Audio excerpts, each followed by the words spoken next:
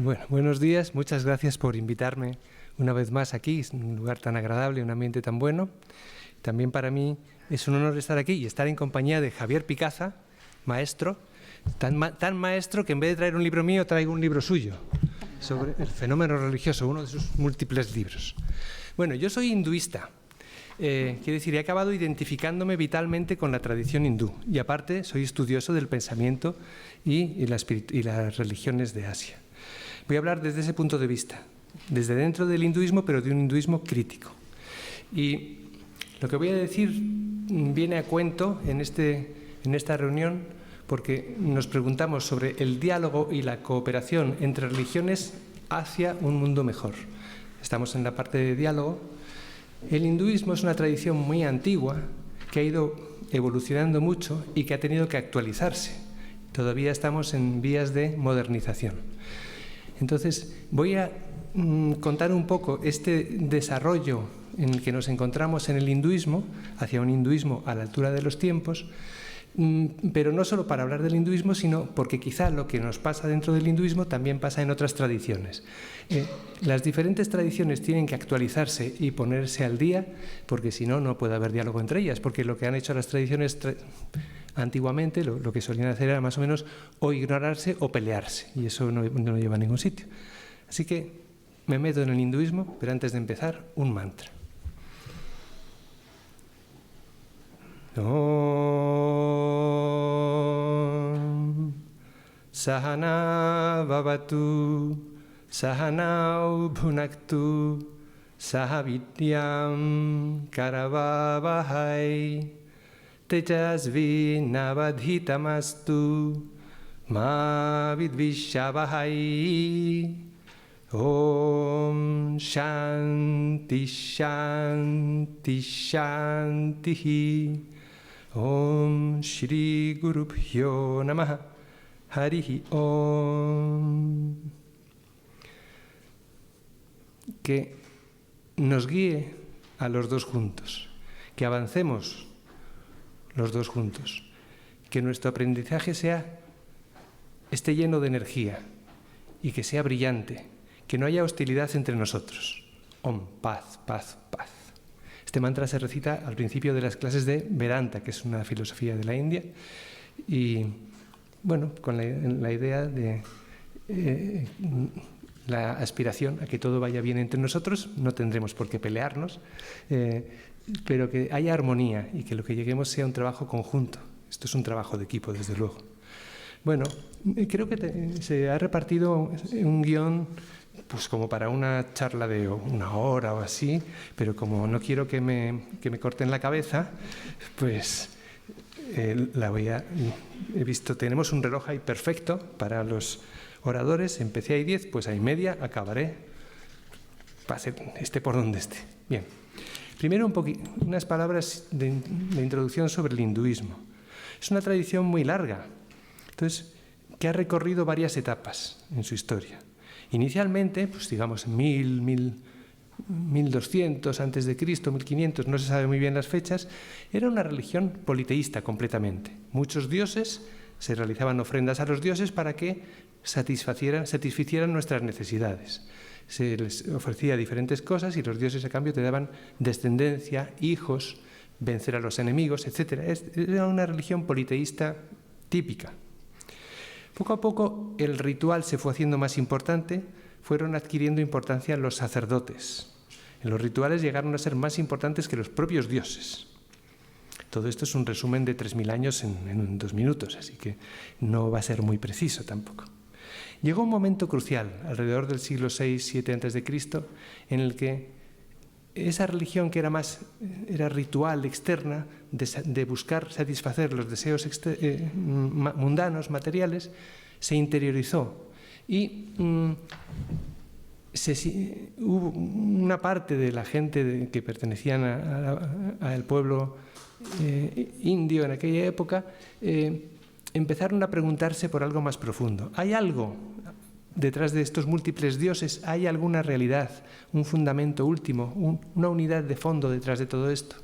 ¿Hay un bien absoluto que podemos al que podemos aspirar, que podemos conseguir, no solo satisfacer nuestros deseos particulares, sino llegar a un estado de plenitud total, a un estado de superación definitiva de las limitaciones. Eso es lo que se llamó en la India la liberación y que en otras tradiciones se llama la salvación.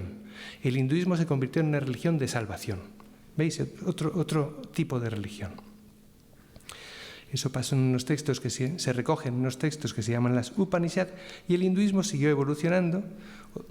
Una etapa posterior se fue convirtiendo el hinduismo en una especie en una síntesis que abarcaba todos los aspectos de la vida, en la que había seglares, monjes, diferentes dharmas, diferentes vocaciones. Se fue convirtiendo en una religión con todos los elementos característicos de una religión.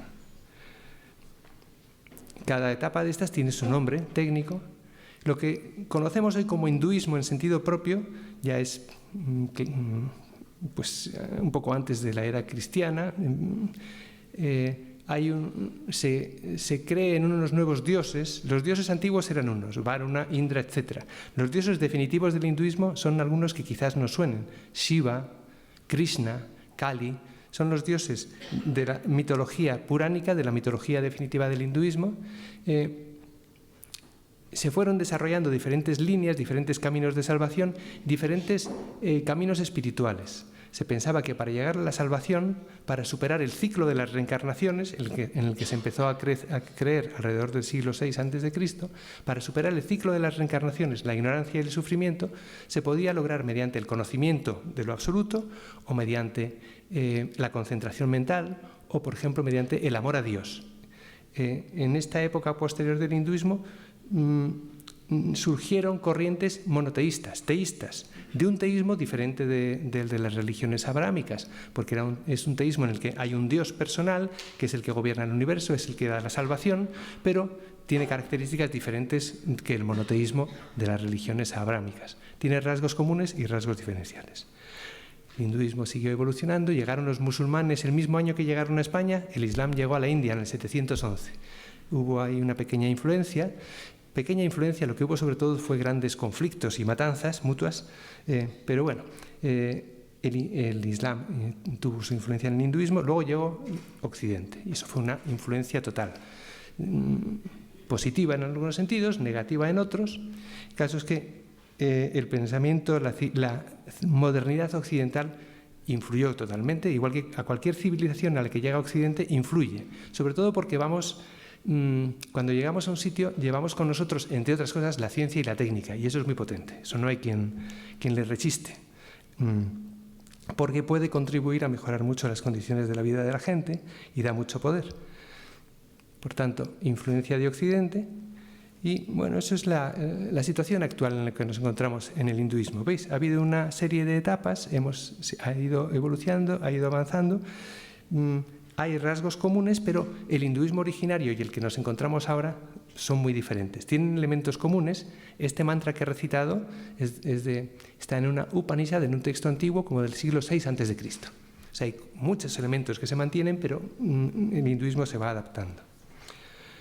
Elementos comunes. Hemos recorrido la historia del hinduismo. Elementos comunes del hinduismo. El hinduismo, aparte de diferentes etapas, es variadísimo. Hay toda clase de filosofías. Hay teístas, panteístas, ateos, por ejemplo. Hay gente que cree en la reencarnación. Casi todo el mundo cree en la reencarnación a partir del siglo VI a.C. Antes no. Reencarnación, que nuestras acciones determinan nuestro futuro, que somos seres en el fondo espirituales, que tenemos que llegar a conocer nuestra naturaleza espiritual, eso es común. Pero aparte de eso, hay gente que adora o son devotos de un dios personal, al que simbolizan como un ser masculino, o de la diosa, o de lo absoluto impersonal, o personas que no creen en Dios en absoluto y que son hindúes. Hay una gran variedad. Luego hay metafísica, mística, sublime y supersticiones terribles. Hay una enorme variedad.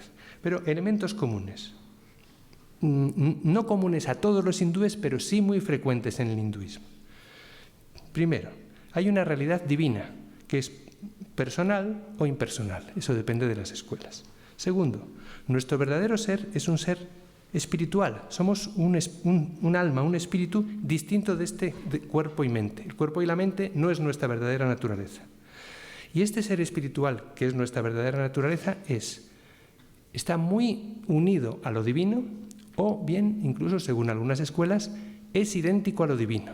Es decir, según algunas tradiciones hindúes, yo en el fondo soy Dios, no soy diferente de Dios, yo soy Dios. No este individuo no es Dios, mi verdadera naturaleza es divina. Tercero, como desconocemos nuestra relación con lo divino, creemos que somos seres limitados, imperfectos, y nos apegamos al mundo, y por tanto sufrimos y nos reencarnamos en el mundo una y otra vez, impulsados por la fuerza del apego.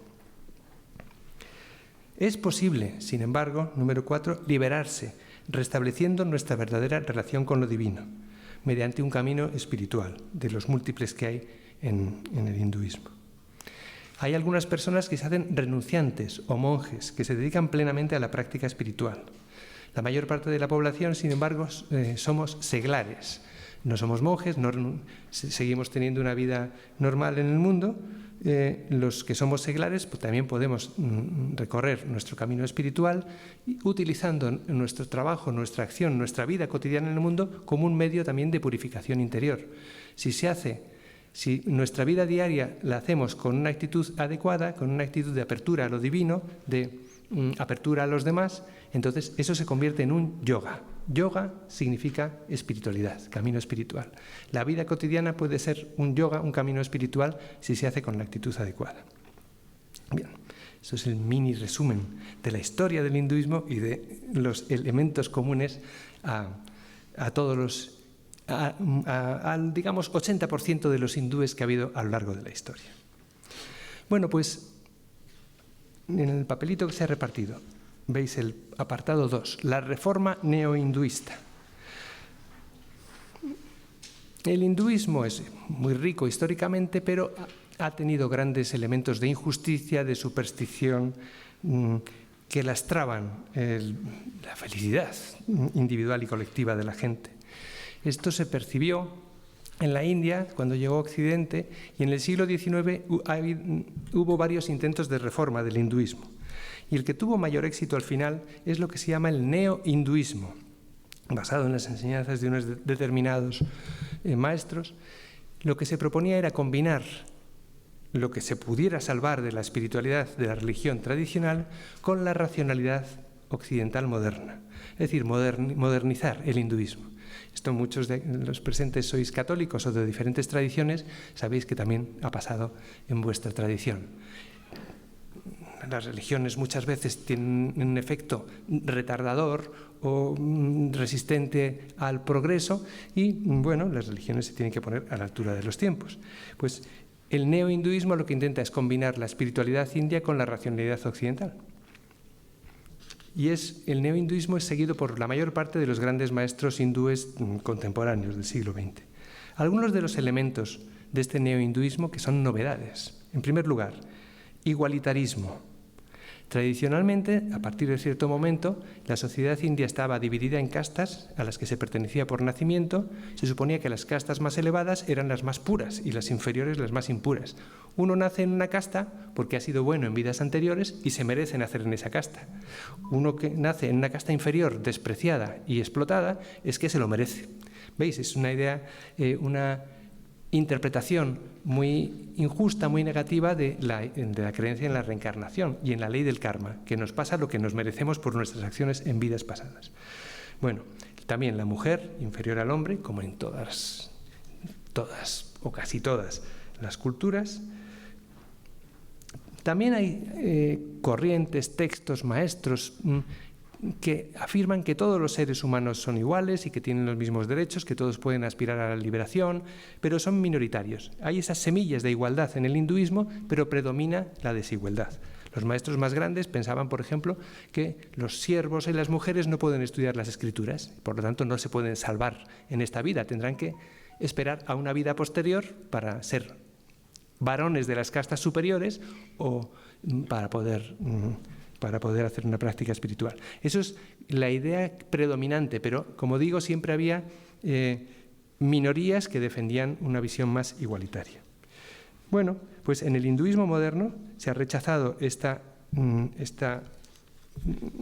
esta idea desigual de los seres humanos, el humanismo occidental moderno ha sido aceptado basándose en textos tradicionales en los que ya estaba. Ha surgido una especie de humanismo hindú. Todos los seres son iguales, todos los seres humanos. Uno no pertenece a una casta por nacimiento, sino por vocación. Es decir, yo no soy brahman, sacerdote intelectual, porque he nacido en familia de brahmanes, sino porque es mi vocación. Uno puede cambiar según sus características, pertenece a una casta, quiere decir, a una función social. Pues en cada sociedad hay diferentes funciones y cada uno, según su vocación, pues se identifica más con una o con otra. Segundo, no subordinación de la mujer. Actualmente, poco a poco, las mujeres van siendo aceptadas en el sacerdocio. Hay sannyasis, monjas. Ha habido monjas toda la vida, pero subordinadas a los monjes o a los sacerdotes. Actualmente, poco a poco, van entrando monjas en los lugares de autoridad y en los que se toman decisiones importantes en el hinduismo. Esto todavía está muy precario, pero empieza a hacerse. Mi maestra actual se llama Amma, es una mujer del sur de la India, que es negra, bajita, gorda, de casta baja, con diabetes, etcétera. Tiene todo lo peor. Y es mi maestra. Yo soy un hombre blanco, de clase acomodado, del primer mundo. Pues yo me postro a sus pies porque ella representa esa sabiduría que es a lo que yo aspiro en la vida. Sabiduría y amor. Tiene una obra social inmensa. Bueno, pues poco a poco la mujer va entrando. La igualdad de los seres humanos se va extendiendo, aunque todavía no está suficientemente extendido. Eso es una tarea inacabable, como en Occidente. Tenemos una tarea inacabable en todas partes. Pero en algunos lugares está más avanzado. Dios está en todos los seres. Todos los seres, en el fondo, como he dicho antes, son divinos. Por tanto, la mejor manera de adorar a Dios es servir a los seres que sufren. Qué bueno es Dios, dice algún texto, qué bueno es Dios que se nos muestra como los demás y podemos adorarle en los demás. Pues eso se ha extendido mucho a lo largo del siglo XX. Esta igualdad se extiende a todos los seres humanos, pero también, propio del hinduismo y del budismo, también a los animales. No que los animales tengan derechos humanos, desde luego, porque son cosas diferentes, pero los animales son seres sensibles que sufren y gozan, sobre todo los mamíferos. Los mamíferos son como nosotros, menos el intelecto. Son como seres menos inteligentes y ya está. Pero sufren y gozan como nosotros. Pues en la India es una cosa que ya tenemos avanzada desde hace mucho tiempo, el respeto o el tener en cuenta la sensibilidad de los animales. Por eso tendemos a no comernos, no maltratarlos, etc. Pero esto no es novedad, esto es de una cosa tradicional. Segundo elemento, universalización. El hinduismo, claro, uno nacía en una casta, entonces nacías en esa casta hindú y eras hindú. Si no nacías en una casta hindú, no podías ser hindú. Poco a poco el hinduismo se va convirtiendo en una religión universal, en la que uno, como en mi caso, si uno se siente que está de acuerdo o que le gusta el enfoque o el camino que propone el hinduismo, pues se puede hacer discípulo de algún maestro hindú o hacer algún sacramento de los 16 que hay en el hinduismo. En el hinduismo todo es a lo bruto, es una religión muy larga y muy ancha. Se puede uno llegar a convertir en hindú gradualmente. Luego, pluralismo. Pluralismo, la idea de que todas las religiones o que muchas religiones pueden llevar a la salvación.